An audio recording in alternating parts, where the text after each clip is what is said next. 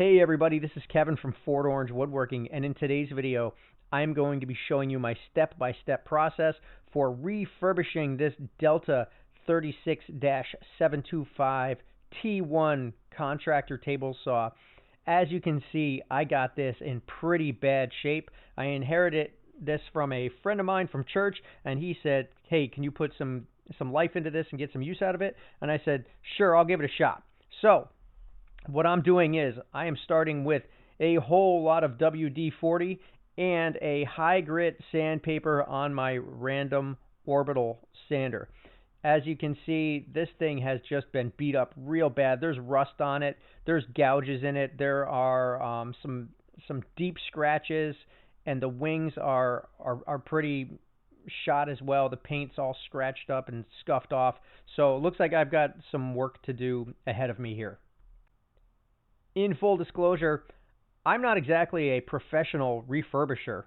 This is I've repaired some tools before and brought some things back to life, so I was pretty confident in this process, but I did make a couple of mistakes along the way. I will point them out.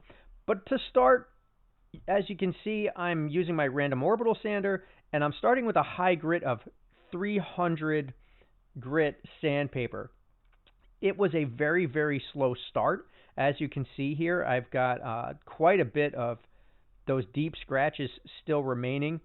So what I did to compensate for this is I went to a slightly lower grit. I think I went down to about 220 or so on my sandpaper, and it still took quite a bit of patience. And that really is the key with refurbishing these table saws, is you have to be patient. If you rush the sanding process, you're going to create new scratches in the metal. These tabletops are relatively soft considering they are made of metal, and you have to be patient while going through the grits. It wasn't until I switched down to the 220 or 200 sandpaper, I forget which one it was. It wasn't until then, though, that I started to see some real results. And you can see that here in these close-ups. Even at 200 grit sandpaper, a lot of these scratch marks were still pretty deep. So I took a little break, and then I started to work on some of the other parts of the table saw. This had quite a bit of paint on it as well as scratching, so I had to take off this old tape and any paint splatter marks that I saw along the way as well. And what I'm using here is just a plastic scraper. Now, Delta table saws come with those line markers, as you can see there. If for some reason those are so beat up that you damage them in the process of trying to clean them, you can just order a new set online. Those are readily available. Patience is the key with this project, so I sped it up a little bit to spare you the boredom. However, I am diligently going through these grits. So I started at 200 and I started to work my way up to about 3 and 4. And then I decided to change gears here. So I got these 3M scouring pads in two different grits. One is one is coarse and one is fine. I can't correlate them to any particular grit, but I did this because I wanted to really get my hands on that and feel what was going on this table saw. And honestly, that helped a lot.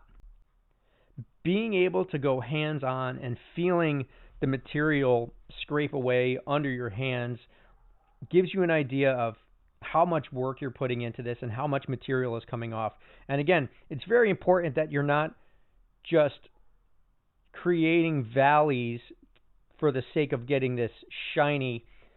The purpose is to get it flat, not shiny. So remember, in the long run, this is a tool. It's not a masterpiece.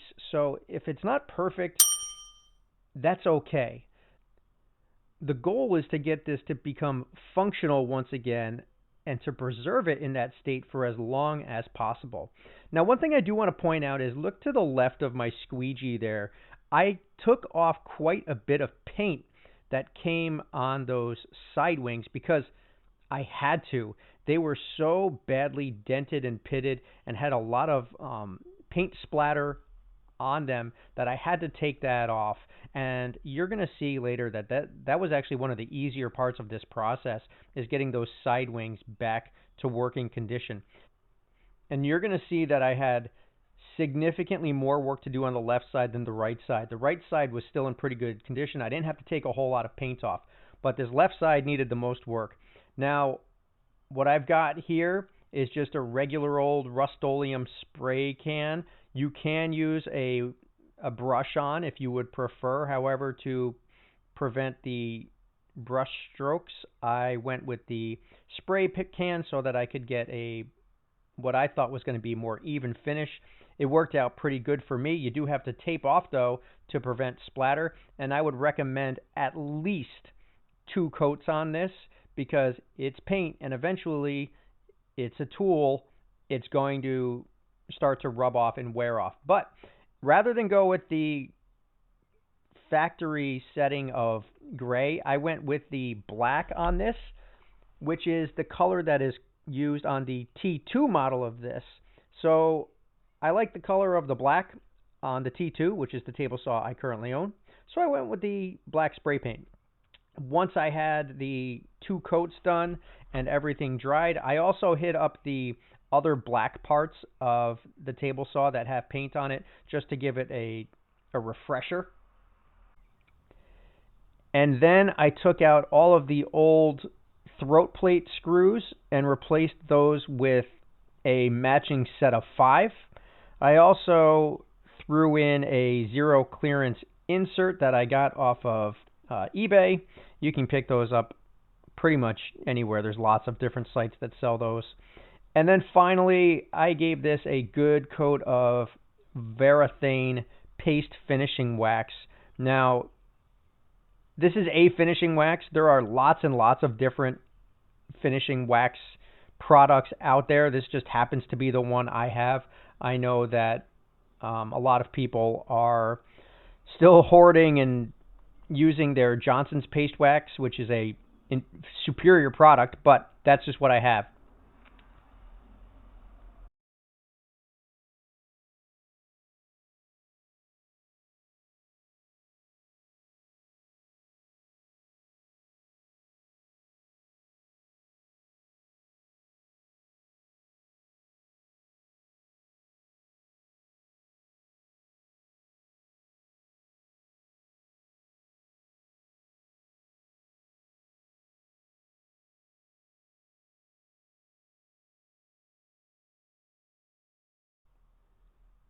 As I mentioned earlier, I already own a Delta T2 table saw, so it's very, very similar to this one. And I have found that the fence on these Deltas has been really good. It's tight, it stays 90, it doesn't wobble. And then finally, we've got our before and after. This is the condition that I found this in. And here it is, all shiny, ready to go. It's in perfect working order. It is missing a couple of pieces. It's missing the foot pedal on the base of the saw and one of the wheels, which is no big deal because it's still got 2 of the wheels to move it around. Other than that, this thing is in great shape, and somebody is going to get some excellent, excellent use out of this. Well, everyone, there you have it. That was my step-by-step process for refurbishing this Delta T1 table saw. Please remember to like and subscribe to the channel if you have not done so already. It allows me to continue to make these videos. If there's something that you would like to see in the future, by all means reach out, leave a comment, and I'd see if I can get to it. Other than that, hope you enjoyed the video. Thanks for tuning in, and I will see you next time in the shop. Take care.